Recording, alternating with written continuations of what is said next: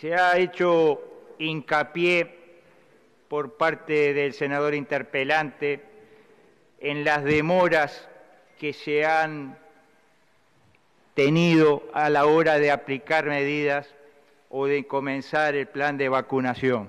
Simplemente una reflexión. Llama la atención que se quejen de las demoras quienes, estando en el gobierno y habiendo recibido la alerta y viendo la situación en el mundo, perdieron más de un mes sin hacer absolutamente nada, y el día que entregaron el gobierno, el 1 de marzo del 2020, nada, absolutamente nada habían hecho en relación a la pandemia.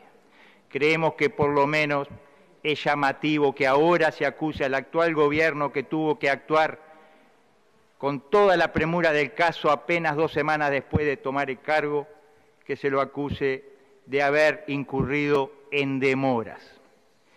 Pero lo que más se ha hecho especial hincapié, y a pesar de que el senador preopinante haya dicho que no se le quiere endilgar a nadie, es lo de las muertes evitables.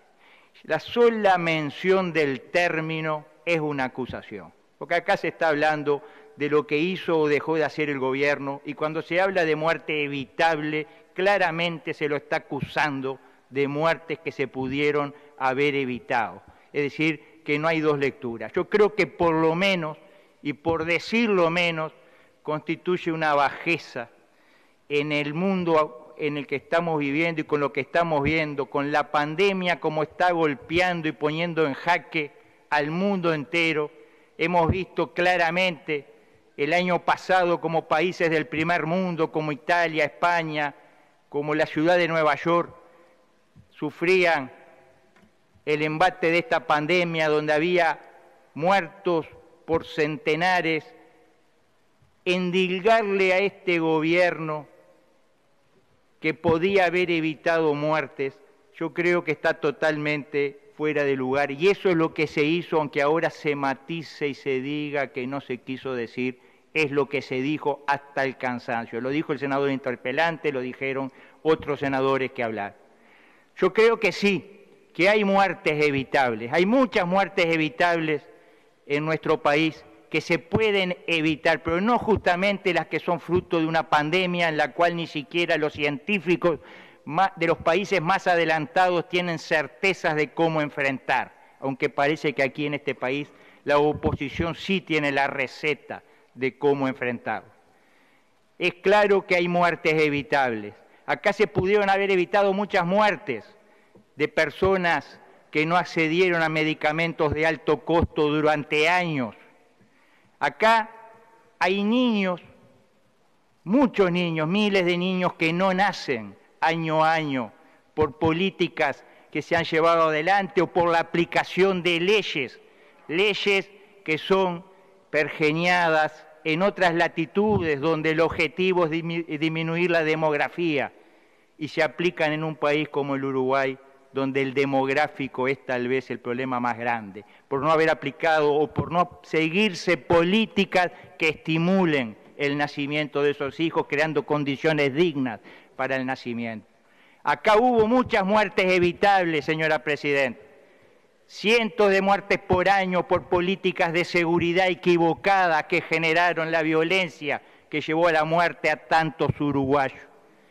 Acá hay cientos de uruguayos que mueren por año por suicidio, muchas veces sin tener la atención adecuada que atienda su situación. Y tal vez la peor situación es la de una juventud que muchas veces no tiene una luz en el horizonte, no tiene un camino a seguir, no tiene una motivación para vivir. Una juventud que encuentra en la droga y en definitiva en la muerte el camino de su vida. Yo creo que a la hora de hablar de muertes evitables tenemos que darnos todos un baño de realismo, asumir las responsabilidades que todos tenemos, que muchos de los que hablan de muertes evitables han sido protagonistas en el pasado no muy lejano y son corresponsables de esas políticas que lleva así a tantas muertes evitables. ¿Qué es lo que se busca con esta convocatoria de la señora ministra de Economía y Finanzas, del señor ministro de Salud Pública. Se busca encontrar una relación de causalidad entre lo económico y lo sanitario. Se insiste una y otra vez de la necesidad del confinamiento, de encerrar a la gente y, por supuesto, de atender la situación económica con una renta universal a pagar para aquellos que se mantengan encerrados, perdiendo tal vez el trabajo que aún mantienen y soportando la situación de cierre de su micro, pequeña o mediana empresa. Se considera al tejido económico como si fuera un circuito eléctrico. Se le baja la llave general y se apaga, y cuando se quiere se le sube de vuelta la llave general y se reactiva. No, no es así.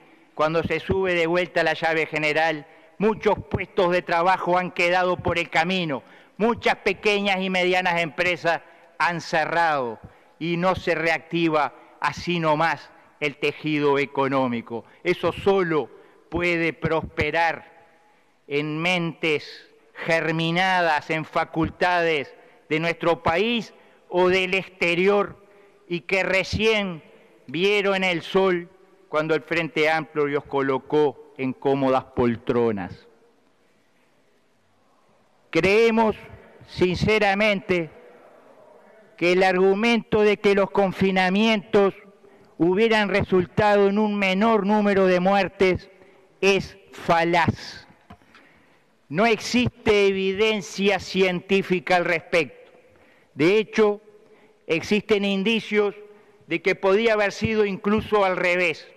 En un estudio realizado en 43 países y en todos los estados de Estados Unidos, investigadores de la Universidad del Sur de California encontraron que los efectos de las políticas de confinamiento son, en el mejor de los casos, ambiguos, ya que podrían tener efectos adversos en la salud y más muertes en el mediano y largo plazo por tratamientos no realizados.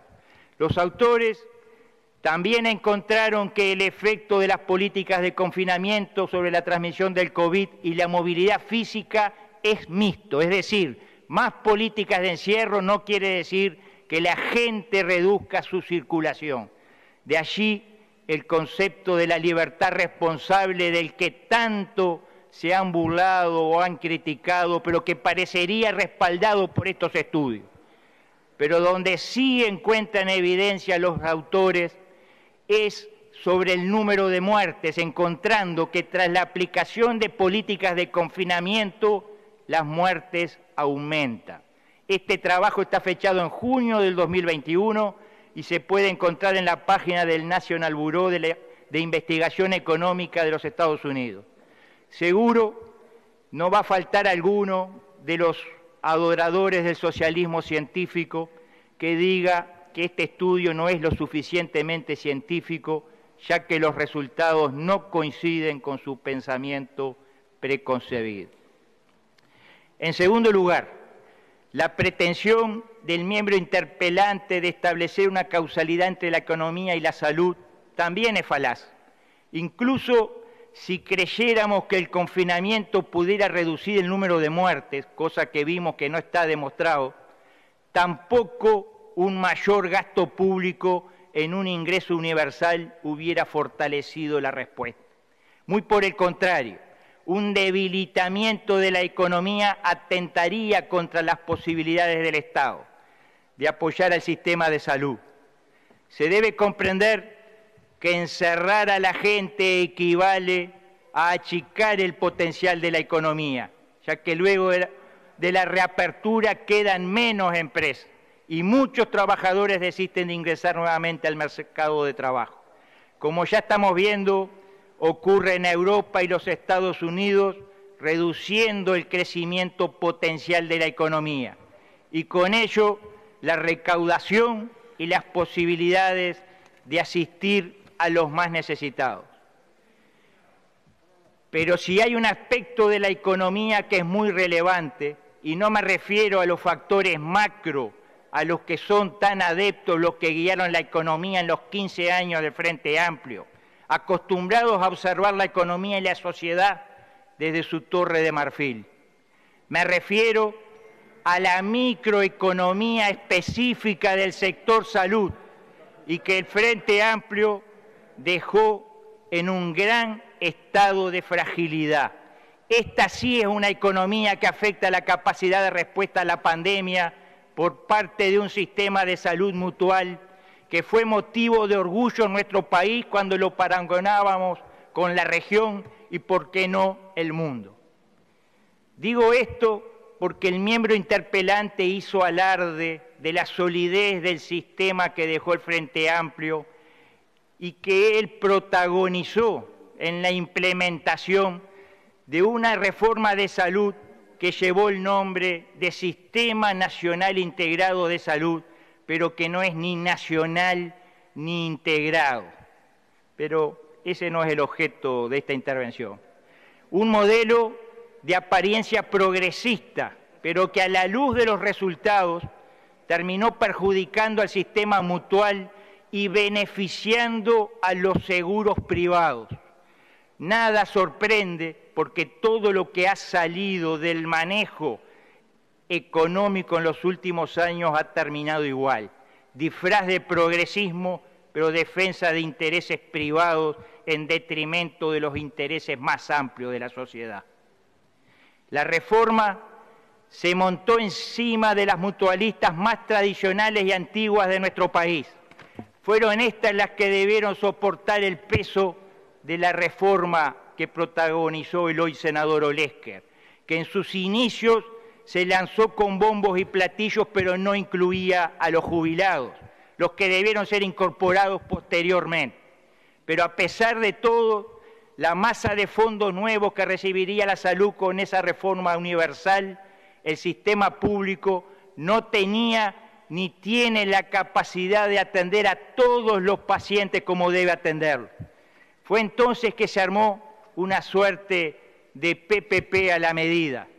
Las mutualistas que antes cobraban privadamente a sus afiliados jubilados seguirían atendiéndolos a cambio de una capitafonaza muy por debajo del costo de atención.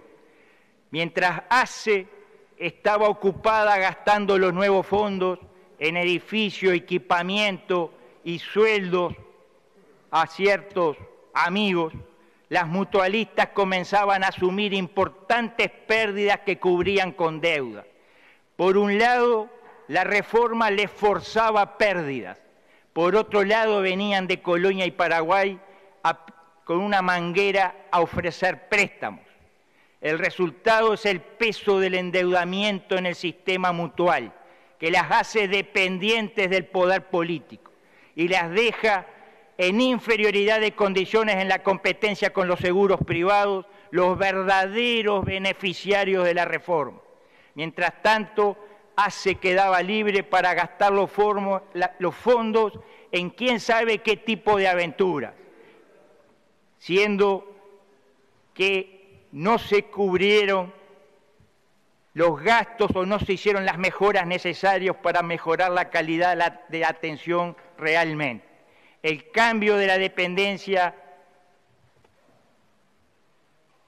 fue la norma a la que son tan afectos estos seguidores del socialismo científico. Son precisamente las tres mutualistas que atendían la mayor cantidad en proporción de gente mayor y que llevan en su conjunto cerca de 500.000 de usuarios, las que hoy están en problemas económicos más graves. Son también los que exhiben un endeudamiento en el entorno de los 300 millones de dólares entre las tres. Gran parte del endeudamiento actual se explica por esta pérdida que la reforma que protagonizó el miembro interpelante y el equipo del entonces ministro de Economía forzaron en los balances del sistema mutual. Esta combinación logró quebrar la solidaridad de un sistema que funcionaba en forma equilibrada. Los jóvenes antes subsidiaban a los más viejos y los sanos a los enfermos. Un verdadero seguro de salud que funcionó por décadas. Pero esta reforma, de la que Margaret Thatcher hubiera estado orgullosa, terminó sacándole al sistema mutual el segmento más rentable, dejándole el más costoso. Los resultados están a la vista. En resumen, el miembro interpelante debería explicar las motivaciones que lo llevaron a hacer una reforma que dejó económicamente debilitado al segmento del sistema de salud basado en la solidaridad, fortaleciendo las instituciones privadas que atienden a los más privilegiados de nuestra sociedad. ¿Será otra instancia más de regulador capturado por el regulado? ¿Será otra negociación como la llevada adelante con UPM, tan beneficiosa para algunos? ¿Creen realmente que gracias a esta reforma quedamos mejor preparados para enfrentar la pandemia cuando ni tapabocas había al 1 de marzo del año 2020? Por otra parte, es bueno precisar que la reforma no fortaleció al sistema, no aumentó las camas de CTI, ni las camas en general, no incorporó nuevas inversiones, ni agregó o modernizó prestaciones al sistema.